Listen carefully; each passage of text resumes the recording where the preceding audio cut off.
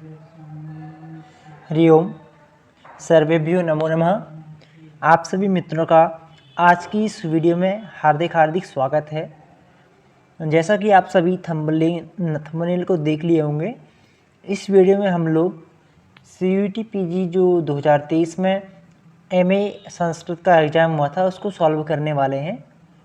यहाँ पे देखिए, जो पिछले वर्ष तक सिलेबस था और इस वर्ष जो सिलेबस है उसमें थोड़ा परिवर्तन हुआ है। आप सभी इसे सूचित होंगे। जो पहले जनरल के 25 क्वेश्चंस थे, इस बार वो आपके नहीं पूछे जाएंगे। केवल 75 क्वेश्चंस ओनली संस्कृत के ही पूछे जाएंगे, जो कि सिलेबस आपका आ चुका है। उसके मैंने आपको टेलीग्राम ग्रुप में भी इसकी जानकारी दे दी थी और उसका PDF भी वहाँ पे मैंने प्रोवाइड कराया था। और अगर आपके पास नहीं है तो आप मैसेज कर सकते हैं, आपको वो उपलब्ध करा दिया जाएगा। नहीं तो आप गूगल से भी उसको डाउनलोड कर सकते हैं, CUET PG MA का। तो इसका जो सिलेबस है वो 25 क्वेश्चन इसमें जनरल के रहते थे और 25 के बाद आगे के जो क्वेश्चंस रहते थे वो 75 ऑन वो रहते थे संस्कृत के। तो संस्कृत में भी साहित्य, व्याकरण इस तरह खंडों में है बटा हुआ है। साहित्य, व्याकरण, वेद, वेदांग इत्यादि सभी उसमें सब्जेक्ट लगे हुए हैं। तो इस वीडियो में हम लोग जो पिछले वर्ष 2023 में, ये यहाँ पे आपको इसमें दिखाई दे रहा होगा, टेस्ट डे 10 जून 2023 को जो पेपर हुआ है, और ये है 8:30 से 10:30, यानी कि फर्स्ट शिफ्ट का यह एग्ज़ाम पेपर था। इसको हम लोग यहाँ पे सॉल्व करेंगे। तो 25 क्वेश्चंस को हम यहाँ पे नहीं करने वाले, उससे आगे 26 से आगे हम लोग आज सॉल्व करने वाले हैं। इसमें केवल आंसर ही देखेंगे। जो ज़्यादा इस तरह के क्वेश्चंस होंगे, किस तरह का क्वेश्चन आ रहा है वो आपको देखने को मिलेगा। और जो थोड़ा जैसे ज़्यादा डीपली वाला क्वेश्चन है उसको फिर आगे हम क्लासेस के माध्यम से उनको सॉल्व भी कर लेंगे। तो यहाँ पे हम केवल आंसर के हिसाब से, केवल किसका आंसर कौन सा है वो हम लोग देख लेंगे। और बाकी आप लोग पेपर को प्राप्त करना चाहते हैं तो वो भी हमारे टेलीग्राम ग्रुप में आपको इसका PDF आपको प्रोवाइड करा दिया जाएगा। टेलीग्राम में ज्ञान की राजधानी इस नाम से ही हमारा टेलीग्राम ग्रुप है, वहाँ पे आपको यह उपलब्ध करा दिया जाएगा। तो चलिए मित्रों, इस पेपर को प्रारंभ करते हैं।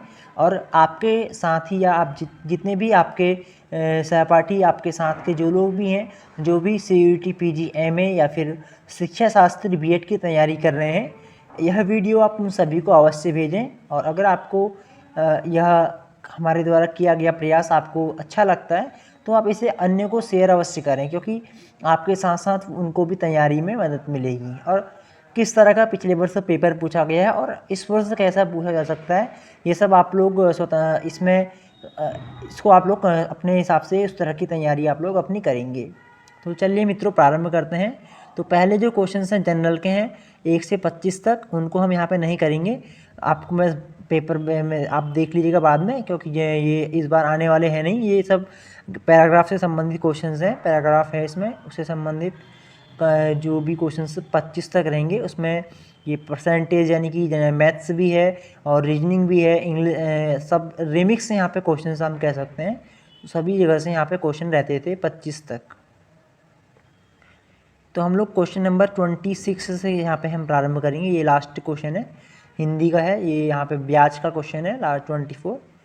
तो 26 देखिए, यहाँ पे भी फिर आपको ये एक पैराग्राफ दिया हुआ है, संस्कृत में भी कॉम्प्रहेंशंस आपको दिया हुआ है और इससे आपको क्वेश्चंस करना है। तो ये तो साधारण है, यानी कि अधिकांश आप सभी इसको कर ही लेंगे, क्योंकि इसमें ज़्यादा कठिनाई का अनुभव किसी को होता नहीं है। और इसका मैं केवल आपको आंसर बता देता हूँ, किसका आंसर क्या है। बाद में PDF को, आप पेपर को देख के उसको आप और डीपली करके अच्छे से पढ़ के और देख सकते हैं, या देख लीजिएगा उसको। तो पहला क्वेश्चन देखिए, आपको यहाँ पे दिखाई दे रहा है, अनुच्छेदानुसारम वाक्यानि क्रमेण व्यवस्थापयत। तो ये आपको एक यहाँ पे अनुच्छेद दिया हुआ है, इसको पढ़ के आपने प्रश्न सॉल्व करने होंगे। तो अनुच्छेद के अनुसार जो वाक्य हैं आपको दिए हुए हैं, इनको क्रम से आपने व्यवस्थापित करना है। तो अब आप अगर अनुच्छेद को पढ़ेंगे तो आप इसको कर लेंगे, इसमें ज़्यादा कठिनाई आपको होगी नहीं। तो मैं केवल इसका आंसर आपको बता देता हूँ, जो कि इसका आंसर है ऑप्शन नंबर यहाँ पे 2, ठीक है, B, D, A और E, C। तो सबसे पहले यानी कि यहाँ पे अब इसके अनुसार क्या होगा, सबसे पहले B हमारा हो जाएगा क्रम जो अनुच्छेद के अनुसार है, फिर D हमारा होगा, फिर हमारा A है और फिर हमारा E है और इसके बाद C है। तो इस तरह इसका क्रम ये है अनुच्छेद के अनुसार। अगला क्वेश्चन इसके बाद है परमेश्वरेण जगति समुत्पादितेषु सर्वद्रव्येषु किं सर्वश्रेष्ठम द्रव्यम। तो परमेश्वर के द्वारा जगत में जितने भी जो द्रव्य उत्पादित किए गए हैं, जो भी हैं, इनमें से सर्वश्रेष्ठ क्या है? तो इसका उत्तर यहाँ पे विद्या धनम सर्वधनम प्रधानम, तो विद्या ही यहाँ पे हमारा आंसर हो जाएगा। ऑप्शन नंबर इसका 3 हो जाएगा इसका राइट आंसर। तो ये सब अनुच्छेद से संबंधित क्वेश्चन है, इनको देख लीजिएगा आप, अनुच्छेद पढ़ लेना एक बार तो समझ में आ जाएगा आपको। विद्येव इत्यत्र का संधि, तो विद्या और इव यानी कि यहाँ पे हमारी क्या हो जाएगी, वृद्धि संधि हमारी हो जाएगी। ठीक है, विद्या एव वृद्धि संधि, ऑप्शन वृद्धि रादेज वृद्धि रेची, जो भी हमारे वृद्धि संज्ञा के सूत्र, और वृद्धि रेची हमारा वृद्धि संज्ञा विधायक सूत्र। अगला क्वेश्चन देखिए, फिर ये भी आपका लगभग 10-15 क्वेश्चन आपके शायद यहाँ पे भी पैराग्राफ से हैं, तो थोड़ा सरल आपका पेपर इससे हो जाता है। कह मानवः असभ्यः मूर्खः ग्रामीणः च कथ्यते, किस मानव को असभ्य, मूर्ख और ग्रामीण कहा गया है पैराग्राफ में? तो जो इसका आंसर है क्वेश्चन नंबर 29 का, वो है ऑप्शन नंबर 4 विद्या द्रव्येण विहीन। जो विद्या और द्रव्य से विहीन व्यक्ति है उसको क्या कहते हैं, असभ्य या फिर मूर्ख कहते हैं। ठीक है, ग्रामीण लोग। तो नेक्स्ट क्वेश्चन, ज्ञानेन विना यथा पशु धर्मा धर्मयोर विचारम कर्तुम न शक्नोति वाक्येस्मिन् कर्तृपदम चिन्हित। तो ये एक आपको वाक्य दिया हुआ है, इसमें कर्तृपद यानी कि कर्ता कौन है, कर्ता कौन है उसके विषय में आपको बताना है। क्वेश्चन नंबर 13 का आंसर है ऑप्शन नंबर 3। तो देखिए पशु यहाँ पे आपका कर्ता है। ज्ञानेन विना, किसके बिना, ज्ञान के बिना जो पशु हैं वो धर्म और अधर्म के बारे में विचार नहीं कर सकते हैं, क्योंकि उनके पास क्या है, ज्ञान नहीं है। तो किसके विषय में बात हो रही है, तो कर्ता के विषय में यहाँ पे बात हो रही है, तो कर्ता होगा हमारा पशु। ये सब क्वेश्चन पैराग्राफ से संबंधित हैं। कति वर्ष पर्यंतम एकस्मिन् आश्रमे विश्रम्य चत्वारोऽपि आश्रमाः सेव्याः। तो ये इसका आंसर है क्वेश्चन नंबर 31 का, ऑप्शन नंबर 2 पंचविंशति वर्ष पर्यंतम। राइट आंसर इसका है ऑप्शन नंबर 2। ठीक है, एक अति वर्ष पर्यंतम एकस्मिन् आश्रमे विश्रम्य चत्वारोऽपि आश्रमाः सेव्याः। तो ये दिया है आप, ये सब इसमें दिया होगा पैराग्राफ में ऊपर जो दिया है पैराग्राफ। अनुच्छेद अनुसारम वाक्यानि क्रमेण व्यवस्थापयत। तो ये भी अनुच्छेद के अनुसार आपको पढ़ के वाक्यों को क्रम से स्थापित इसमें करना है। अनुच्छेद को आप पढ़ लीजिएगा पेपर से। इसका आंसर है ऑप्शन नंबर 4 32 का DACEB। इसको भी आप लोग कर लीजिएगा, देख लीजिएगा। नेक्स्ट क्वेश्चन, आश्रमाः कति भवन्ति। तो ये तो सामान्य है, पैराग्राफ पढ़ लें, वहाँ से भी कर लेंगे, यहाँ से भी हम लोग कर लेंगे। चत्वारः आश्रमाः भवन्ति, तो इसमें ब्रह्मचर्य है, वानप्रस्थ है, गृहस्थ है, और एक और हमारा होगा। तो 4 आश्रम दिया है, देखिए ब्रह्मचर्य, गृहस्थ, वानप्रस्थ और संन्यास, से 4 आश्रम होते हैं। नेक्स्ट क्वेश्चन है, का आश्रम सर्वेर परिहार्यत्वेन सेव्य। कौन सा वह आश्रम है जो सभी लोग उससे गुजरते हैं, कह सकते हैं, या उसको सेवित करते हैं? तो ये हमारा हो जाएगा ब्रह्मचर्य आश्रम, हमारा हो जाएगा ऑप्शन नंबर 1, क्योंकि ब्रह्मचर्य हर कोई ब्रह्मचर्य आश्रम में जीता है, यानी कि हर किसी का ब्रह्मचर्य का एक समय रहता है, अवस्था रहती है। तो गृहस्थ अगर कोई विवाह नहीं करेगा, गृहस्थ में नहीं जाएगा। संन्यास ऐसा है कि ऐसा नहीं कि हर कोई संन्यास ले सकता है, वानप्रस्थ भी ऐसा हम नहीं देखते हैं। तो ब्रह्मचर्य राइट आंसर यहाँ पे है। मानव जीवनम चतुर्षु विभागेषु विभक्तम विद्यते वाक्येस्मिन् विशेषण पदम चिन्हित। तो विशेष विशेषण से संबंधित क्वेश्चन यह है, यहाँ जो पैराग्राफ आपको दिया है उससे संबंधित। तो इसका जो राइट आंसर है वो ऑप्शन नंबर 2 चतुर्षु, यहाँ पे क्या है, विशेषण है। ठीक है, चतुर्षु इसमें विशेषण हमारा है। नेक्स्ट क्वेश्चन है, स्पर्श मणि संगात किम स्वर्णताम याति। तो स्पर्श मणि का संसर्ग होने से किस चीज़ की स्वर्णता आती है? तो इसका जो राइट आंसर है वो ऑप्शन नंबर 3 लोहम। तो लोहम, लोहे को भी स्पर्श मणि के संसर्ग होने से स्वर्णता की प्राप्ति हो जाती है। यहाँ पे इसका आंसर पैराग्राफ के अनुसार होगा, आप इसको पैराग्राफ को पढ़ लीजिएगा। नेक्स्ट क्वेश्चन है क्वेश्चन नंबर 37, अयस्कांत मणेर योगादयो पी आकर्षकः इत्यस्य संधि विच्छेदः अस्ति। तो इसका संधि विच्छेद क्या होगा आपको बताना है क्वेश्चन नंबर 37 का। इसका जो राइट आंसर है वो ऑप्शन नंबर 1 अयस्कांते मणेः योगात् अयः अपि आकर्षकः। तो इसका संधि विच्छेद का ये आंसर इसका सही है। नेक्स्ट क्वेश्चन है, अनुच्छेदे प्रयुक्ता विभक्ति क्रमेण व्यवस्थापयत। अनुच्छेद में जो विभक्ति का प्रयोग हुआ है उनको क्रम से आपने स्थापित करना है यहाँ पे। तो ये भी अनुच्छेद को पढ़ के आप लोग कर सकते हैं, कर लीजिएगा इसको। इसका जो राइट आंसर है वो ऑप्शन नंबर 4 CAEBD, ठीक है। C यानी कि षष्ठी, C फिर A है हमारा प्रथमा, CA फिर E है हमारा सप्तमी, फिर है B यानी चतुर्थी और लास्ट में पंचमी। अधोलिखितम अनुच्छेदम पठित। तो ये सब देखिए अनुच्छेद से बहुत क्वेश्चन आपके आए हुए हैं। अनुच्छेदे लोहम इत्यस्य कृते का पर्याय शब्द प्रयुक्त। तो लोह के लिए कौन सा यहाँ पर्याय शब्द इसमें प्रयोग किया गया है? तो इसका जो आंसर है अयः, ये यहाँ पे इसमें प्रयोग किया गया है अयः। अग्रिम प्रश्न है केसाम संपर्केण जनः सज्जनः भवति। किसके संपर्क से व्यक्ति क्या है, सज्जन होता है? तो आकर्षकाणाम, मानवानाम, दुर्जनानाम, सज्जनानाम। तो सज्जनानाम यहाँ पे हो जाएगा इसका राइट आंसर, ठीक है। ये पैराग्राफ का ही क्वेश्चन है, क्वेश्चन नंबर 40 का ऑप्शन नंबर 1। नेक्स्ट देखिए, अब यहाँ से पैराग्राफ आपका खत्म हो गया, यानी 25 से 25 10 35 यानी कि 15 क्वेश्चन आपके पैराग्राफ के क्वेश्चन यहाँ पे हैं। तो अधिकांश उसमें आपके मार्क्स आ ही जाएंगे। अगला क्वेश्चन आप देखिए, वैराग्य शतकम पृथकत्रये परिगण्यते हितोपदेश से चत्वारः भागाः सन्ति। तो दो कथन दिए हुए हैं, इसमें पहला है वैराग्य शतकम शतकत्रये परिगण्यते और दूसरा है हितोपदेश के 4 भाग होते हैं, आपको यहाँ पे बताया जा रहा है। तो इसमें देखिए दो के दोनों सही हैं। जो 3 शतक है हमारे भर्तृहरि विरचित, नीति शतक, वैराग्य शतक, और हमारे यहाँ पे 3 शतक है, नीति शतक, वैराग्य शतक और श्रृंगार शतक, और हितोपदेश में 4 भाग हमारे हैं। तो राइट आंसर है यानी कि फर्स्ट दो के दोनों यहाँ पे सही हैं। अगला क्वेश्चन है श्रृंगार रसस्य स्थायी भाव अस्ति। तो रति हास्य शोकश्च क्रोधो, इस तरह हमारा यह एक पद्य है, इसको आप लोग याद कर लें। और इसी तरह इनके जो स्थायी भाव हैं, इनके देवता हैं, रसों के देवता हैं, उनका वर्ण है, उन सबको आप देख लीजिएगा। यहाँ से क्वेश्चंस MA में पूछे जाते हैं एंट्रेंस एग्जाम में। और इसका जो राइट आंसर हमारा है वो है ऑप्शन नंबर 2 रति। श्रृंगार का है, रति क्या है, स्थायी भाव। श्रृंगार जो रस है, श्रृंगार स्थायी भाव किसका है, रति का। रति हास्यस्य शोकस्य क्रोधोत्साहो भयं तथा जुगुप्सा विस्मयश्चेति स्थायी भाव प्रकृतिता। ये स्थायी भाव बताए हुए हैं।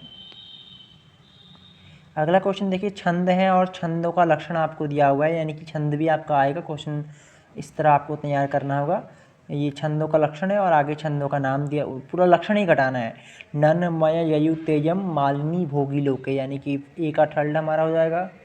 और च्यादिंद्र वज्रा यदि तौ जगौगः, ये हो जाएगा।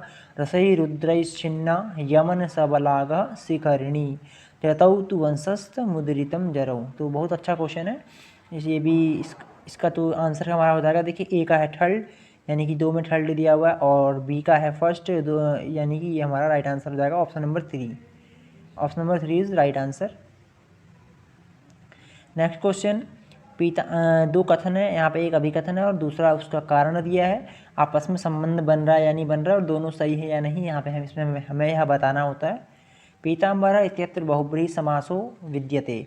तो पीतमंबरम यस्य पीताम्बरः, तो यहाँ पे ये तो सही है। अन्य पदार्थ से प्राधान्य, तो इसमें अन्य पदार्थ की प्रधानता होती है। तो ये दो को दोनों यहाँ पे सही बात है, और उसकी व्याख्या भी यहाँ पे हमारी सही है। तो राइट आंसर हमारा हो जाएगा यहाँ पे ऑप्शन नंबर 1 क ख इत्युभे सत्य स्तः अपि च ख क इत्यस्य समुचिता व्याख्या अस्ति। तो दोनों का आपस में संबंध होता है। जो अभिकथन है उसके विषय में कारण उसके विषय में ही बताता है। तो देखिए दो दोनों बहुब्रीहि समास के विषय में ही है, और उसकी व्याख्या भी इसमें हमारी हो रही है। तो राइट आंसर इसका ऑप्शन नंबर 1 है। तो जो आपको ये आंसर बताया जा रहा है, आंसर शीट के अनुसार मैं आपको बता रहा हूँ, क्योंकि उसमें कोई गलत होने की संभावना नहीं रहती है। अगर वैसे बताया हो सकता है कोई गलत हो, तो यहाँ पे इसके अनुसार सभी सही ही होंगे आपके। अगला क्वेश्चन फिर आपके अभिकथन और कारण वाला है, क्वेश्चन नंबर 45। तो यहाँ पे देखिए, वामनः बलिम वसुधाम याचते इत्यत्र बलिम इत्यस्य कर्म संज्ञा विहिता। ये कारक से संबंधित क्वेश्चन आपका है। कर्ण कारक से अविवक्षितत्वात्। तो यहाँ पे देखिए अभिकथन और कारण दोनों दो चीज़ आपको दिए हुए हैं, पर देखिए यहाँ पे पहला तो सही है, वामनः बलिम वसुधाम याचते, ये तो हमारा सही है। पर यहाँ पे अविवक्षित्व कर्ण कारक की यहाँ पे अविवक्षा ये यहाँ पे जो कारण हमारा ये है, इसके बारे में गलत दिया हुआ है। तो इस तरह हमारा यहाँ पर राइट आंसर जो है ऑप्शन नंबर 3 है। क इति सत्यम परंतु ख सत्यम नास्ति। अग्रिम प्रश्न है देखिए, वीणा पाणी इत्यत्र समासो वर्तते। वीणा पाणी का इसमें क्या समास है हमारा, तो क्वेश्चन नंबर 46 का आंसर है बहुब्रीहि। वीणा पाणौ यस्य, कौन है जिसके हाथ में वीणा है, वो कौन है, माता सरस्वती। तो अन्य पदार्थ की यहाँ पर प्रधानता हमारी है। मृच्छकटिकम कीदृशम रूपकम अस्ति, तो नाटकम प्रकरण भाण व्यायोग संवकार डिमाह इहा मृगांक वृत्य प्रहसनम इति रूपकाणि 10। तो जो 10 रूपक हैं उनमें से यह क्वेश्चन आपका पूछा गया है। मृच्छकटिकम किस प्रकार का रूपक है, तो क्वेश्चन नंबर 47 ये है हमारा प्रकरण रूप। नाटकम अत प्रकरण, तो यह क्या प्रकरण है हमारा मृच्छकटिकम। सप्त यक्ष सापावधौ कुत्र निवासम कृतवान, जो यक्ष था सांप के जिसको सांप की अवधि, जब उसको सांप दे दिया गया था, वो कहाँ पे उसने निवास किया था, अल्पपुरी में, रामागिरी आश्रम में, इंद्रलोक में, वरुणलोक में। तो मेघदूत से संबंधित क्वेश्चन है यह, क्वेश्चन नंबर 48। इसका जो आंसर है वो है ऑप्शन नंबर 2, रामगिरी आश्रम में इसने निवास किया था यक्ष ने। किशोरी इत्यत्र कह प्रत्यय, तो ये स्त्रीलिंग प्रत्यय से संबंधित क्वेश्चन है किशोरी। यहाँ पे 49 नंबर क्वेश्चन, राइट आंसर जो है इसका वो है गी प्रत्यय स्त्रीलिंग। और देखिए अगर आप शिक्षा शास्त्री और एमए की तैयारी करें तो दोनों का जगह लगभग जो सिलेबस होता है वो लगभग हल्का, जो ग्रामर और साहित्य होता है समान ही होता है, हल्का फुल्का डिफरेंस रहता है। दोनों की तैयारी आप एक साथ में कर सकते हैं। कालिदास विरचितम नाटकम अस्ति, तो कालिदास के द्वारा विरचित नाटक यहाँ पे क्या है, विक्रमोर्वशीयम प्रतिमा नाटकम चारुदत्तम मृच्छकटिकम। तो क्वेश्चन नंबर 50 विक्रमोर्वशीयम इनके द्वारा रचित क्या है नाटक है। सबसे फेमस जो इनका नाटक है वो अभिज्ञान शाकुंतलम। नेक्स्ट क्वेश्चन है मेघदूतम कयो द्वयो भागयो विभक्तम अस्ति, तो मेघदूत कौन दो भागों में विभाजित है, मध्य मेघ, पूर्व मेघ, अधो मेघ, उच्च मेघ, उत्तर मेघ। तो ये आपको बताना है। क्वेश्चन नंबर जो 51 है इसका जो राइट आंसर है वो है ऑप्शन नंबर 2, केवल बी और ई, यानी कि हमारा क्या हो जाएगा, पूर्व मेघ में और उत्तर मेघ में, पूर्व मेघ में और क्या है उत्तर मेघ में। ठीक है, दो भाग हैं जो मेघदूत के, कालिदास के द्वारा ही यह विरचित है। ध्वनि प्रस्थानम अनेन आचार्येण स्थापितम, ध्वनि प्रस्तापक आचार्य हम कहते हैं। और ध्वनि के बारे में किसने इसके बारे में लिखा हुआ है ध्वनि के बारे में, तो 52 में क्वेश्चन में आपसे पूछा जा रहा है। तो आनंदवर्धन क्या है, ध्वनि प्रस्तापक आचार्य हैं आनंदवर्धन। तो इनका ध्वन्यालोक इनका एक ग्रंथ है, ध्वनि के विषय में इन्होंने वहाँ पे विस्तृत रूप से ध्वनि के बारे में लिखा हुआ है इसमें। आगे देखिए यहाँ पे कुछ पुस्तकें हैं, रचनाएं हैं और उनके रचनाकार दिए हुए हैं, उनको आपस में आपने मिलाना है। तो भर्तृहरि देखिए नीति शतकार, वेदव्यास हमारे क्या होंगे श्रीमद् भगवद गीता, और विष्णु शर्मा पंचतंत्र, कालिदास मेघदूत। तो इस तरह हमारा देखिए फर्स्ट का हमारा 4 है, यानी कि ऑप्शन नंबर ए ही हमारा राइट यहाँ पर आंसर हो जाएगा। नेक्स्ट क्वेश्चन, जैन संप्रदाय षड्विंशति तीर्थंकराः सन्ति, 26 नहीं वहाँ पे 24 थी। ठीक है, मैं ये, और दूसरा है जैनानां चतुर्विंशतिम तीर्थंकरः महावीरः आसीत्। दूसरा तो यहाँ पे सही है क्वेश्चन नंबर 54 में, और पहला क्या है यहाँ पे गलत है, यानी कि ये है आंसर, इसका राइट आंसर ऑप्शन नंबर 4। तो 24 नहीं है, 24 यहाँ पे 24 तीर्थंकर थे, 26 नहीं। उन्होंने लिखा है कि 26 तीर्थंकर थे, और दूसरे में क्या कि जो महावीर स्वामी है वो 24 पे, तो ये सही है, महावीर स्वामी 24 पे थे। वाचा इति रूपम वाच शब्दस्य प्रथमा बहुवचने सिद्ध्यति, तो वाक वाचो वाचा इस तरह इसका रूप चलता है। वाचा इति रूपम वाची शब्द से द्वितीय बहुवचने सिद्ध्यति, तो इस तरह शब्द रूप से संबंधित क्वेश्चन पूछा जा रहा है, तो आपको तैयारी भी इसी तरह करनी है। अब देखिए यहाँ पे भी कथन दिए हुए हैं, दोनों सही हैं या एक सही है, या एक कौन सा सही है आपको बताना है इसमें। तो क्वेश्चन नंबर जो 55 है उसका आंसर है फर्स्ट है, यहाँ पे दो के दोनों हमारे सही हैं, प्रथमा में भी होता है द्वितीय में भी। वाक वाचो वाचो वाचम वाचो वाचो। यम नचिकेतयोः संवाद कस्याम उपनिषदि वर्षति, यम नचिकेता जो संवाद है वो किस उपनिषद में है, 56 में। इसका आंसर है ऑप्शन नंबर 3, कठोपनिषद में यह है यम नचिकेता संवाद। नेक्स्ट क्वेश्चन देखिए, वर्ण के अनुसार वर्ण संख्या अनुसारम छंदसाम क्रमम व्यवस्थापयत, तो वर्ण की जो संख्या है 24, 28, 32, गायत्री, उष्णिक, अनुष्टुप, बृहति, जो भी हमारे वैदिक छंद हैं, लौकिक छंद हैं, इसमें अब आपको वर्ण के अनुसार छंदों को बताना है क्रम से, सबसे पहले कौन सा होगा फिर आगे कौन सा होगा। तो 57 जो इसका राइट आंसर है वो है ऑप्शन नंबर 1, CBE, A और D। आप इस तरह आप देख लीजिए। सबसे पहले हमारा होगा अनुष्टुप, और उसके बाद B हमारा है इंद्रवज्रा, E है हमारा वंशस्थ, और A है हमारा मालिनी, और D है मंदाक्रांता। तो इस तरह छंदों को आप सभी छंदों को देख लें और उनके वर्ण कितने वर्ण की संख्या वाला कौन सा छंद है उसको भी आप लोग देख लीजिएगा, और छंद के कुछ उदाहरण, ये सभी लक्षणों को घटित कर लीजिएगा। यहाँ से क्वेश्चन भी आपका आ रहा है। तवजा जगौगः इत्यनेन किम छंदः परामृश्यते। तो वसंत तिलका या वंशस्थ या मालिनी या फिर मंदा क्रांता। तो आंसर यहाँ पर उक्ता वसंत तिलका तवजा जगौगः। तो वसंत तिलका का ही यह क्या है, छंद का लक्षण है, उक्ता वसंत तिलका तवजा जगौगः। देखिए छंद से अभी तक 3 क्वेश्चन यहाँ पे आ चुके हैं और आगे हो सकता है। और ये देखिए अब यहाँ पे वो है वेद के जो वेदांग हैं हमारे, वेद को पढ़ने में जो कारक होते हैं, शिक्षा, कल्प, निरुक्त, व्याकरण, छंद और ज्योतिष। तो अब यहाँ पे क्या नहीं गिना जाता है पूछ रहे हैं। तो यहाँ पे देखिए कांड नहीं गिना जाएगा, छंद भी है, व्याकरण गिना जाएगा, शिक्षा भी गिनी जाएगी, कांड नहीं। शिक्षा, कल्प, निरुक्त, व्याकरण, ये तो केवल डी यहाँ पे हमारा राइट आंसर हो जाएगा, option number B. Question number 60, लभे इति रूपम विद्यते। तो जो धातु रूप है आपका वो भी आपको देख लेना है। तो लब डुपचस पाके, लब धातु का कहाँ पे लभे बनेगा। तो लभे लभावहे लभामहे, आत्मनेपद में इसका रूप चलता है, लभे लभावहे लभामहे। ठीक है। तो क्वेश्चन नंबर 60 है, इसका जो राइट आंसर है वो है लट लकार के उत्तम पुरुष में।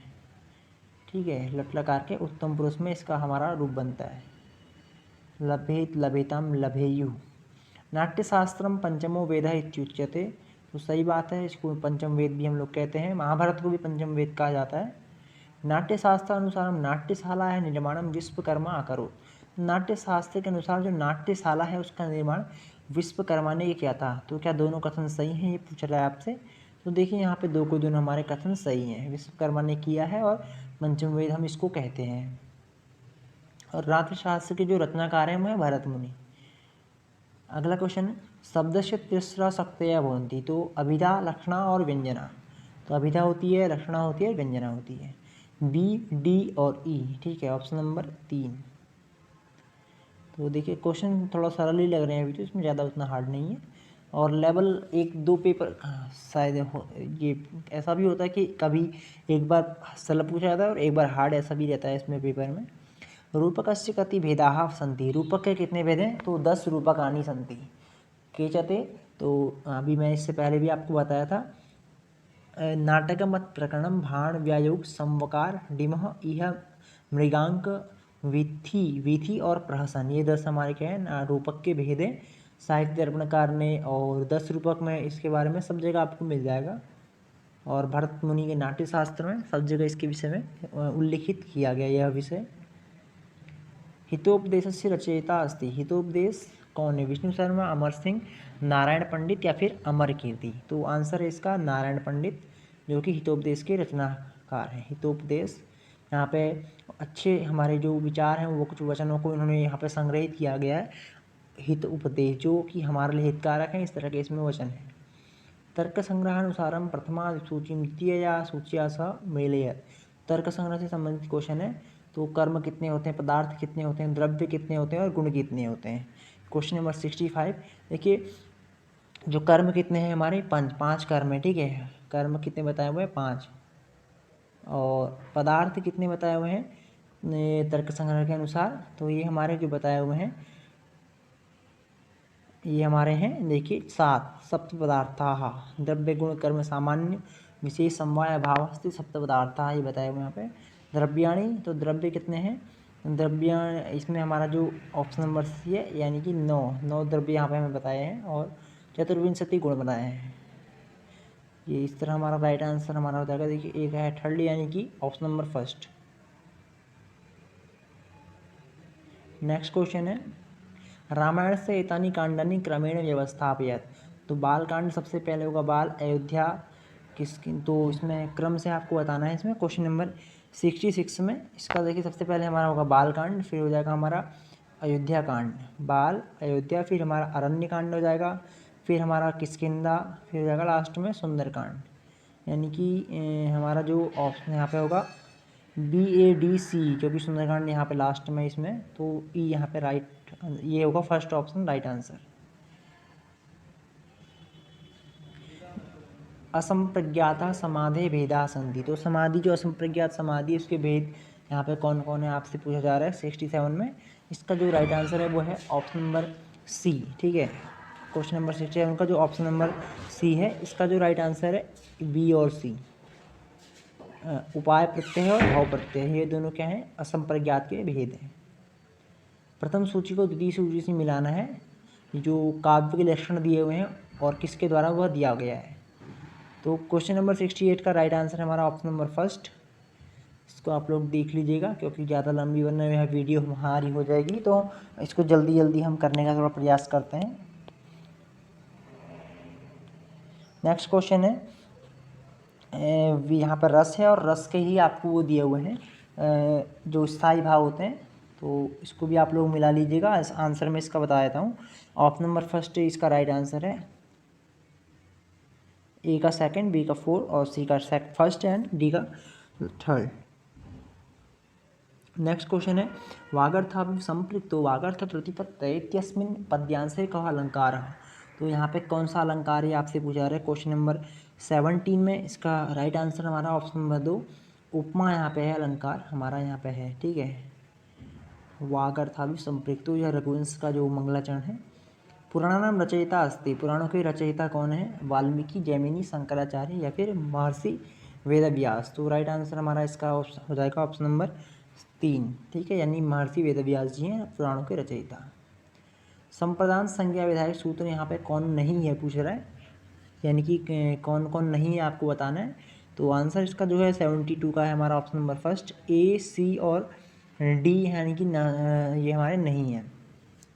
तो ए, सी, डी कौन है हमारे, ये तथा युक्तम और आख्यातोपयोगे और डी यतश्च निर्धारणम एते संप्रदान संज्ञा विधायक सूत्रम नास्ति के। तो रुच्यर्थानां प्रियमाणः और राक्षस्योर्यस्य विप्रश्नः, ये दो सूत्र हमारे हैं संप्रदान संज्ञा विधायक सूत्र।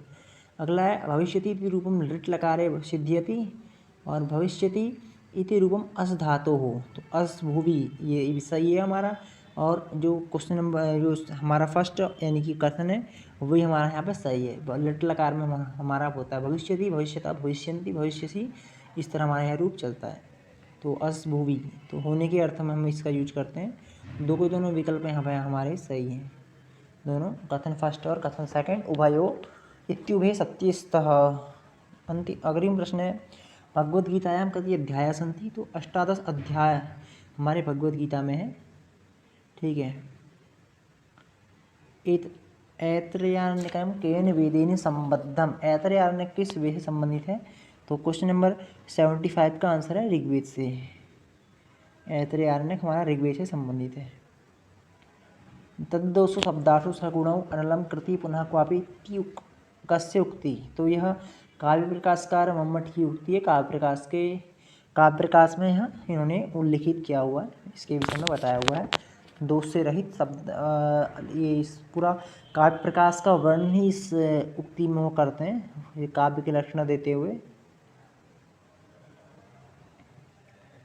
अग्रिम प्रश्न है, कथन दिए हैं आपको, एक अभिकथन और दूसरा कारण, यानी कि पहले का संबंध दूसरे अभिकथन का यहाँ पे संबंध कारण के साथ होना चाहिए और कारण उसकी व्याख्या कर रहा होगा, ये देखना होता है आपको। 77 इसका देखिए राइट आंसर है ऑप्शन नंबर ए, यानी कि दोनों सही हमारे यहाँ पे हैं 77 का। मेघदूते यक्ष एक वर्षाय सप्ताह, तो सही बात है। ये तो ही तेन स्वकर्तव्य प्रमाद करता, दो के दोनों सही हैं, क्योंकि 1 साल तक सप्ताह है और सांपित है वो, और अपने उसने कर्तव्य से प्रमाद किया था, इसलिए उसको सांप दिया गया था। चार्वाक मतानुसारम, फिर अभिकथन वाला क्वेश्चन है। चार्वाक मतानुसारम चत्वारि तत्वानि भवन्ति आकाश सत्ता ते न स्वीकुर्वन्ति। तो वो आकाश की सत्ता को नहीं स्वीकृत करते हैं और केवल 4 ही तत्व उनके अनुसार होते हैं, यह कह रहे हैं यहाँ पे अभिकथन। और कारण में बता रहा है यथा चार्वाक मते प्रत्यक्षमेव प्रमाणमस्ति आकाशम न प्रत्यक्षेण न गृह्यते। तो ये कभी कथन और कारण आपको दिया हुआ है 78 क्वेश्चन नंबर। इसका राइट आंसर है ऑप्शन नंबर 2 को तो यहाँ पे सही, क्योंकि चार ही तत्व उनके अनुसार हैं। आकाश की सत्ता को वो नहीं स्वीकार करते हैं और प्रत्यक्ष ही वो केवल प्रमाण को मानते हैं। और आकाश जो है प्रत्यक्ष में नहीं आता है, हम लोग आकाश को प्रत्यक्ष में नहीं मानते, क्योंकि प्रत्यक्ष नहीं उसको हम अनुमान करते हैं उसका। वर्ण साम्यम अनुप्रासः, तो ये लक्षण आपको अलंकारों के लक्षण दिए हुए हैं और उनके आपको मिलान करना है। इस तरह के क्वेश्चन देखिए बहुत ज़्यादा पूछे जा रहे हैं, मिलान वाले या फिर अभिकथन वाले, अधिकांशतः जो डीपली इस तरह के क्वेश्चन आपको यहाँ पे मिल रहे हैं। आंसर जो है इसका ऑप्शन नंबर 4 है, इसको आप लोग मिला लीजिएगा। ए का सेकेंड है, यानी कि वर्ण साम्यम अनुप्रासः प्रकृत सामान्य संभावनम हमारा हो जाएगा ये जो है फर्स्ट उत्प्रेक्षा, और उपमान उपमेयो अभेदः ये हमारा रूपक, और अर्थे सति भिन्नानाम वर्णानाम पुनः सूते यमकम।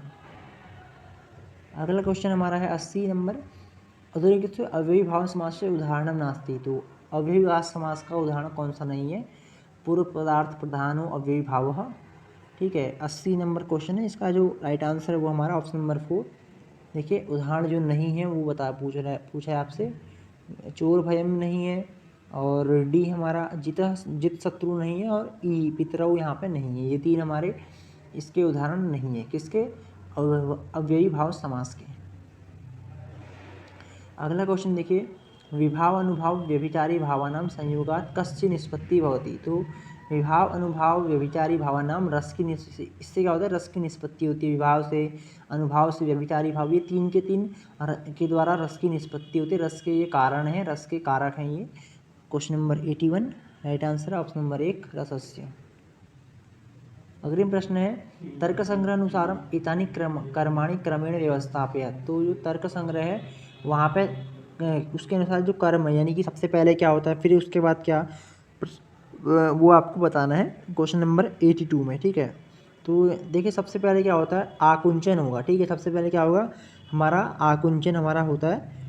उसके बाद हमारा क्या होता है, हमारा फिर होता है अपक्षेपणम। उसके बाद होता है हमारा, फिर हमारा देखिए नहीं क्षम्यता, देखिए सबसे पहले आकुंचन नहीं होगा, उत्क्षेपण होगा। सबसे किसी चीज़ का भी क्या होता है, सबसे पहले उत्क्षेपण होता है, और उसके बाद क्या होता है हमारा, उसके बाद फिर अपक्षेपण होगा। उसके बाद फिर हमारा होता है आकुंचन, फिर क्या होगा हमारा प्रसारण, और लास्ट में क्या होगा गमन, ठीक है। क्वेश्चन नंबर 82 जो इसका राइट आंसर है ऑप्शन नंबर 3। नेक्स्ट क्वेश्चन है, कर्मण्येवाधिकारस्ते मा फलेषु कदाचन ऐसा पद्यांश श्रीमद्भगवद्गीतायां कस्मिन् अध्याये विद्यते। जो यह पद्यांश है भगवद गीता के किस अध्याय में यह वर्णित है? तो 83 नंबर क्वेश्चन है, आंसर इसका ऑप्शन नंबर 2 द्वितीय। तो द्वितीय अध्याय में यह हमारा है कर्मण्येवाधिकारस्ते, नहीं कर्मण्येवाधिकारस्ते मा फलेषु कदाचन, हाँ ये द्वितीय में ही है। 83 नंबर क्वेश्चन आंसर शीट के अनुसार भी आंसर इसका सेकंड है। अगला मेघदूतस्य नायकः यक्षः अस्ति। तो मेघदूत का नायक यक्ष है, और आगे बता रहा है आपको अभिज्ञान शाकुंतलस्य नायिका शकुंतला अस्ति। तो नायिका शकुंतला यहाँ पे सही बात है, ठीक है इसकी है, और यक्ष भी इसका नायक है। तो उभय यहाँ पे उभय दो के दोनों हमारे क्या हैं, सत्य हैं, फर्स्ट और सेकेंड दोनों। अग्रिम देखिए, ग्रामं गच्छन् तृणं स्पृशति इत्यस्मिन् वाक्ये अधोरेखांकित पदम अस्ति। तो अर्ध ये जो है तृणम, ये कौन सा पद है? इप्सित है, अनिप्सित है, इप्सितम कर्म है, या फिर अकथित कर्म है? तो क्वेश्चन नंबर जो 85 है, आंसर इसका है ऑप्शन नंबर 3। यहाँ पे अनिश्चित कर्म है। इप्सित क्या है, यहाँ पे गाँव को जाना क्या है हमारा, इप्सित कर्म क्या है, गाँव को जाना। और अनिश्चित यानी कि वो गाँव को जाने के साथ साथ जो तृण है यानी घास है उसको भी स्पर्श करते हुए जा रहा है। तो हम लोग कभी कभी जैसे कहीं कुछ कार्य करते हैं या कहीं आवागमन हम करते हैं, तो रोड इत्यादि या फिर कहीं गली इत्यादि में चलते हैं, तो क्या होता है कोई पत्थर आता है या फिर कोई कूड़ा या बोतल इत्यादि आती है, तो हम उसको जाते जाते कहते हैं उसको भी मारते हुए हम लेके जाते हैं, आगे को लेके जाते हैं। तो वहाँ पे हमारा इच्छित कर्म क्या होता है, गांव को जाना, या फिर किसी जो हमारा उद्देश्य जहाँ को हम जैसे विद्यालय जाना है तो विद्यालय हम जा रहे होते हैं। लेकिन अनिश्चित यानी कि जो हमारा वो पत्थर को मारे या नहीं, वो हमारा इच्छित नहीं है, वो क्या अनिश्चित कर्म है। तो राइट आंसर होगा ऑप्शन नंबर 3। अगला क्वेश्चन, योगस्य अष्टौ अंगानि सन्ति, योग के 8 अंग होते हैं, सर्वे जानन्ति एव। अभ्यास वैराग्याभ्याम चित्तवृत्तीनां निरोधः, तो ये हमारा यहाँ पे अभ्यास और वैराग्य से चित्तवृत्ति निरोधः, तो ये ऐसा नहीं होता है। 86, तो इसका आंसर हमारा हो जाएगा नहीं, ये भी सही है। अभ्यास और वैराग्य से हमारा चित्त की जो वृत्तियाँ होती हैं उनका निरोध, दोनों सही है यहाँ पे। कथनम फर्स्ट एंड सेकंड उभय इत्युभय सत्यस्ता, दोनों सत्य यहाँ पे हमारा हो जाएगा। अगला फिर अभिकथन और कारण वाला है। हास्य रसस्य स्थायी भाव हास इति अस्ति, हास्य रसस्य शुक्ल वर्णः भवति, तो दो चीज़ आपको दिया है कथन कारण में, स्थायी भाव और उसका वर्ण। तो रस के संबंधित 3-4 क्वेश्चन यहाँ पे आ गए हैं अभी तक, तो अच्छे से रस को आप लोग देख लीजिएगा।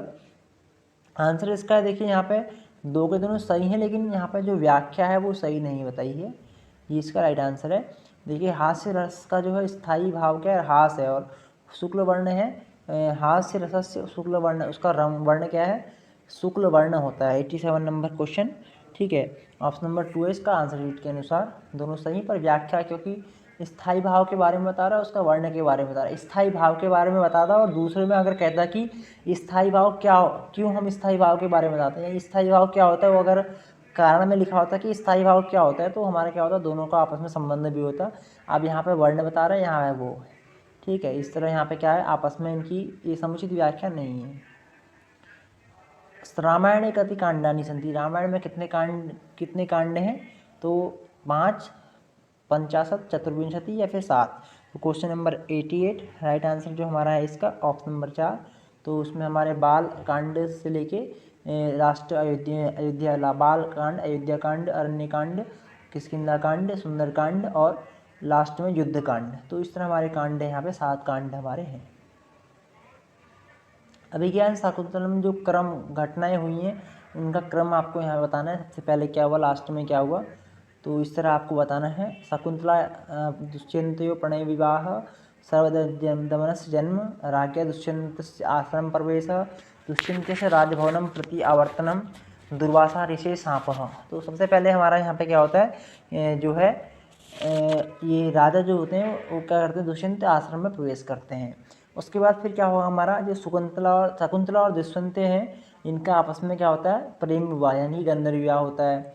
फिर हमारा क्या होता है, दुष्यंत जो है वो राजभवन की ओर को प्रत्यावर्तन यानी कि वापस चले जाता है। और फिर क्या होता है, जो हमारे दुर्वासा ऋषि हैं उनका क्या होता है, ये वो सांप दे देते हैं शकुंतला को, ठीक है, सांप दे देते हैं, तो सांप का उसको पता नहीं होता है। तो लास्ट में हमारा फिर ये हो जाएगा, सांप के बाद फिर लास्ट में क्या होता है, सर्वदमन का जन्म होता है। तो इस तरह जो क्वेश्चन नंबर 89 है उसका राइट आंसर है हमारा option number first, CA, D, E और B। क्वेश्चन नंबर 19, मातृवत परदारेषु परद्रव्येषु लोष्ठवत् आत्मवत् सर्वभूतेषु यह पश्यति स पंडितः। तो जो ये है हितोपदेश का यह श्लोक है, जो मातृवत परदारेषु अन्य महिलाओं को या अन्य किसी की पत्नी को मातृवत जो देखता है, तो और परद्रव्येषु लोष्ठवत्, तो अन्य किसी के सामग्री को लोष्ट यानी कि कंकड़ की तरह देखता है। आत्मवत् सर्वभूते, सभी को आत्मा की तरह देखता है, वो कौन है, पंडित है, वो क्या है, ज्ञानी व्यक्ति है वो। 91, अपठत इति रूपम वर्तते, तो ये हमारा कहाँ का होगा, अपठत जो है, अपठत अपठताम अपठन, इस तरह हमारा चलता है। 91 क्वेश्चन नंबर 4 इसका राइट आंसर है, लंग लकार का यह रूप है और मध्यम पुरुष का बहुवचन। अग्रिम प्रश्न है, देखिए प्रथमा सूची द्वितीय सूचिया सह मेलयत। प्रथमा, ये देखिए स्त्री प्रत्यय के यहाँ संबंधित यहाँ पर क्वेश्चन आपको दिए हुए हैं। स्त्री प्रत्यय का 2-3 क्वेश्चन पहले भी हमारे आ चुके हैं। 92 इसका जो आंसर है हमारा वो है क्वेश्चन ऑप्शन नंबर 2, ठीक है। ऑप्शन नंबर 2 है, फोर्थ ए का है, बी का फर्स्ट, सी का सेकंड और डी का है थर्ड। इसको आप लोग मिला लीजिएगा क्योंकि वीडियो वरना लंबा हो जाएगा, तो जल्दी जल्दी और को भी हम कवर कर लेते हैं। अगला क्वेश्चन देखिए, अभिज्ञान शाकुंतलम इति नाटकस्य रचयिता अस्ति। तो सामान्य है, सर्वे एव जानन्ति एव प्रतिदिनं पठन्ति एव, तो अस्य उत्तरः अस्ति कालिदासः। तो कालिदास क्या हैं, अभिज्ञान शाकुंतलम इस नाटक के क्या हैं, रचयिता हैं। अगला क्वेश्चन देखिए, अभिज्ञान शाकुंतले पात्राणि सन्ति। तो देखिए अभिज्ञान शाकुंतलम को आप अच्छे से पढ़ लें, 4-5 क्वेश्चन वहाँ से आ गए हैं अभी तक। प्रेमवदा, शकुंतला, अनुसूया, दुष्यंत और पद्मावती। तो कौन कौन यहाँ पे पात्र हैं? तो क्वेश्चन नंबर 94 का आंसर है second number, Kavalam A B C और डी। पद्मावती यहाँ की जो है वह नहीं है, ठीक है, पद्मावती यहाँ की जो है ई है वो नहीं है। अभी यह शाकुंतल में जो पात्र के विषय में बताया गया है। अगला क्वेश्चन है, एकः कथन एक अधा कथन द्वयं प्रदत्तम अस्ति, एकम अभिकथनम अस्ति, द्वितीयं च तस्य कारणम। श्रीमद्भगवद्गीता महाभारत षष्ठे पर्वणि अस्ति, ठीक है। और दूसरा है श्रीमद्भगवद्गीतायाम 18 अध्यायाः सन्ति।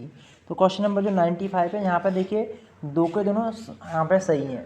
श्रीमद्भगवद्गीता महाभारत के षष्ठ पर्वों में है, ठीक है। और दूसरे में क्या दे रहा है, भगवत गीता में क्या है 18 अध्याय हैं, तो ये भी सही है। पर देखिए दोनों का यहाँ पे क्या है, ये समुचित व्याख्या नहीं है।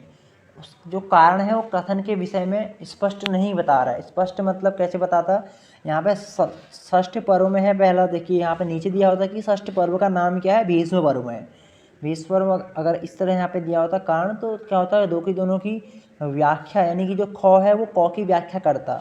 लेकिन यहाँ पर दो को दोनों एक एक पॉइंट के विषय में बता रहे हैं। पहले बता रहे हैं कि महाभारत के छठे पर्व में है, और दूसरे में कारण क्या कह रहा है कि 18 अध्याय संति, वो कह रहा है कि 18 यहाँ पे अध्याय हैं, ठीक है।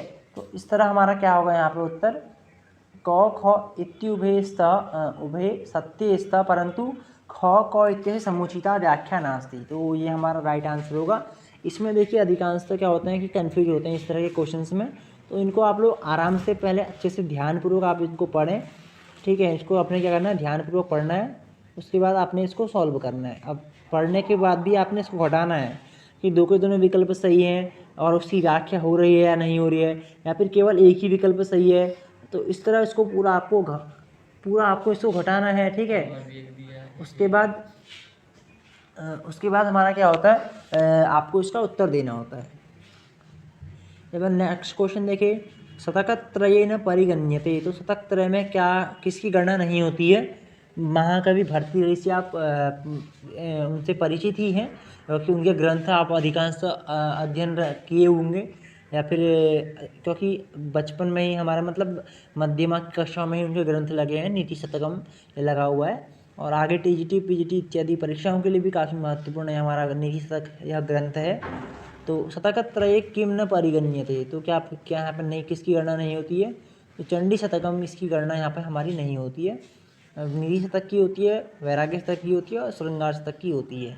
यहाँ से इससे पहले भी एक आध क्वेश्चन हमने पहले भी आपने देख लिया होगा, तो ये यहाँ ऐसे क्वेश्चंस भी आपसे पूछे जाते हैं, ये भी आप लोग देख लीजिए। अगला क्वेश्चन, भवता यदि रूपम वर्तते। तो जो भवता यह रूप है वो किस शब्द का रूप है और कौन से वचन का, कौन से विभक्ति का रूप है भवता, ये आपको बताना है। क्वेश्चन नंबर 97 देखिए, तो भवत शब्द से प्रथम एक वचनम, भवत शब्द से द्वितीय एक वचनम, भवत शब्द से तृतीय एक वचनम, भवत शब्द से सप्तमी एक वचन। तो जो 97 इसका जो राइट आंसर है वो है ऑप्शन नंबर 3। भवत जो शब्द है ये तृतीया का एक वचन का रूप है भवता, ठीक है। भवता कहाँ का है? तृतीया एक वचन, भवत शब्द का यह रूप है, तकारांत। अगला क्वेश्चन देखिए, अभिकथनम और कारणम। शुक्ल यजुर्वेदस्य एकमात्रम आरण्यकम बृहदारण्यकम अस्ति। तो क्या ऐसा है एकमात्र आरण्यक और वो बृहद आरण्यक? तो ऐसा तो नहीं है, ठीक है। 98 जो है ऐसा देखिए एकमात्र आरण्यक बृहद आरण्यक है, इसमें थोड़ा मेरे को शंका हो रही है, एक बार मैं इसका आंसर शीट में देख लेता हूँ। और कारण क्या दे रहा है, आरण्यकानि वानप्रस्थीनाम कृते लिखितानि। तो देखिए आरण्यक जो ग्रंथ होते हैं, ये तो बात सही है कि जो वानप्रस्थ आश्रम में जो लोग वानप्रस्थ आश्रम में चले जाते हैं या फिर जो वानप्रस्थ में निवास करते हैं, उन लोगों के लिए आरण्यक को लिखा जाता है, ठीक है। आरण्यकानि वानप्रस्थीनाम कृते लिखितानि। और शुक्ल यजुर्वेद से एकमात्रम आरण्यकम बृहदारण्यकम अस्ति। तो यहाँ पे मैं आंसर शीट के अनुसार देख लेता हूँ। इसका आंसर देखिए 98, इसका आंसर यहाँ पे सेकंड दिया हुआ है, यानी कि दो के दोनों सही दिया हुआ है इसमें, पर थोड़ा मेरी इसमें शंका भी है। इसको मैं एक बार और कन्फ्यूज मतलब आप लोग देख लीजिएगा इसको, केवल बृहदारण्यक ही है या नहीं शुक्ल यजुर्वेद का एकमात्र आरण्यक। अगर और भी आना है तो देख लीजिएगा, हो सकता है कि आंसर शीट में आंसर गलत हो। एक बार इसको आप लोग देख लीजिएगा और कमेंटे में बता दीजिएगा, मैं भी देख लूँगा एक बार आगे।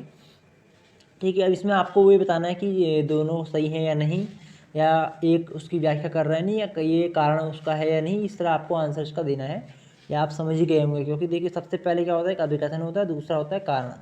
तो अभिकथन के विषय में ही कारण क्या होता है, अभिकथन के विषय में कारण बाद में बताया जाता है। और अब उसमें क्या होता है, कभी कभी क्या होता है, दो के दोनों सही होते हैं, लेकिन वो उसकी व्याख्या नहीं कर रहा होता है। कभी कभी होता है कि वो दोनों सही होने के साथ साथ व्याख्या भी होती है। और कभी क्या होता है, केवल अभिकथन सही होता है, और कभी कभी केवल कारण ही सही होता है। तो ये सब स्थिति हमें दिखाई देती है। तो इसका वो ऐसे जो आंसर शीट में आंसर दिया वो है ऑप्शन नंबर 2। आप लोग भी इसको देख लीजिएगा एक बार, मैं भी इसको रीचेक कर लूँगा, आप भी कर लें। ठीक है, कमेंट में बता दीजिएगा देखने के बाद। अगला क्वेश्चन देखिए, यद्यपि इत्यत्र वर्तते, तो कौन सी संधि है यद्यपि में, क्वेश्चन नंबर 99। तो यहाँ पे यदि धन अपि, यहाँ पे यद्यपि यानी कि यण संधि हो जाएगी, इको यणची एक स्थान यणसा। तो सर्वसामान्य संधि हमारी प्रथम संधि हम कह सकते हैं इसको लघु सिद्धांत अनुसार। तो यण संधि हमारी है यद्यपि में, यहाँ पे है। तो इसका लास्ट क्वेश्चन है, उत्तर रामचरितस्य उपजीव्यम अस्ति। तो उत्तर राम यानी कि राम से आप कह सकते हैं रामायण है। उत्तर रामचरित के जो उपजीव्य ग्रंथ है वो क्या है, रामायण हमारा यहाँ पे है। ठीक है, रामायण क्या है, उपजीव्य ग्रंथ है, यानी कि जहाँ से उसको लिया गया है, जिस ग्रंथ का आधार बना के उसको लिखा गया है। इसी तरह महाभारत के कुछ होते हैं, वेदों पुराणों के होते हैं। तो इनको आप लोग देख लीजिएगा, और क्वेश्चन पेपर में आपको ये करा दिया हूँ पूरा सॉल्व। केवल जो फर्स्ट के 25 क्वेश्चंस थे वो मैं आपको नहीं सॉल्व कराया हूँ। आंसर शीट में आपको इसकी टेलीग्राम ग्रुप में वो भी दे दूँगा, वहाँ से आप आंसर भी चेक कर लेना। अगर पहले से पहले की आपको ज़रूरत नहीं है, क्योंकि आपका आना ही नहीं है, तो 25 जो क्वेश्चन है वो आएंगे ही नहीं ना। सिलेबस आपने देख लिया होगा, आना नहीं है, तो इसलिए वो मैं आपको सॉल्व भी नहीं करवाया हूँ। आप लोग हो चाहे तो देखें, लेकिन कोई ज़रूरी नहीं है उसको देखना। बाकी जो 75 है उनको देख लें। और ये थोड़ा सरल है आपको, आपके लिए वैसे क्या है, तो पेपर थोड़ा सरल है ये। इस बार पेपर हो सकता है कि कठिन आ सकता है। और पिछली बार भी एक शिफ्ट का और पेपर शायद एक में और हुआ था, जो बाद में पेपर हुआ था, तो वो पेपर थोड़ा हार्ड आया हुआ था। उसकी अभी वो पेपर मेरे पास उपलब्ध नहीं है। अगर वो होगा तो वो भी मैं आपको सॉल्व करा दूंगा। उसमें किस तरह के क्वेश्चंस आए थे वो भी आप लोग देख लेंगे। तो ये पेपर हमारे 100 तक हो गए हैं। बाकी फर्स्ट से आपने सभी क्वेश्चंस देख लिए। किसी में कोई शंका हो, या फिर कहीं कुछ आपको कुछ गलत या फिर इस तरह का लग रहा, तो वो आप कमेंट के माध्यम से पूछ सकते हैं। और तैयारी के लिए भी आपको बीच मध्य में यहाँ पर वीडियो के माध्यम से कराई जाएगी, वो भी आप लोग ध्यान पे आगे देख लीजिएगा। तो सभी क्वेश्चंस थोड़ा सामान्य ही क्वेश्चन थे, और पिछले वर्षों के पेपर भी आप देख सकते हैं, इनसे भी तैयारी, क्योंकि ज़रूरी होता है पहले कैसे पूछा जा रहा है उसी तरह आप तैयारी करें, तो आपकी होती है तैयारी थोड़ा अच्छी होती है। और फॉर्म आप सब भर ही लिए होंगे, ये मैं ये आशा करता हूँ आपसे। और इसी के बाद आप एमए, और कुछ लोग होंगे कि एमए और बीएड दोनों के फॉर्म भरे जाते हैं और दोनों की तैयारी में लगे होते हैं। तो दोनों में लगभग सिलेबस थोड़ा बहुत जो होता है वो सामान्य एक से ऐसा ही होता है। दोनों भी आप एक साथ दोनों की तैयारी भी आप कर सकते हैं, और फिर आपके दोनों निकल जाते हैं। तो आप जिसको बेहतर प्रेफरेंस आप देते हैं उसको आप लोग करें। और जो इनका बीएड हो गया वो एमए ही करेंगे, उनका तो बीएड करना फिर दोबारा कोई मतलब नहीं। जो शास्त्री या फिर बीए किए होंगे उन लोग एमए आगे करते हैं। तो ये संस्कृत से जितने भी आप साथी एमए करने वाले हैं उनके लिए आज की वीडियो थी। और कोई भी आपको शंका समाधान कुछ भी है तो आप कमेंट में लिख सकते हैं। तो इस वीडियो में इतना ही करते हैं। आगे के जुड़े रहने के लिए, अगर वीडियो आपको अच्छा लगे तो लाइक शेयर इसको आप कर दें। ऐसी जानकारी के लिए हमारे इस चैनल को सब्सक्राइब कर लें। अस्तु, नमो नमः, धन्यवाद।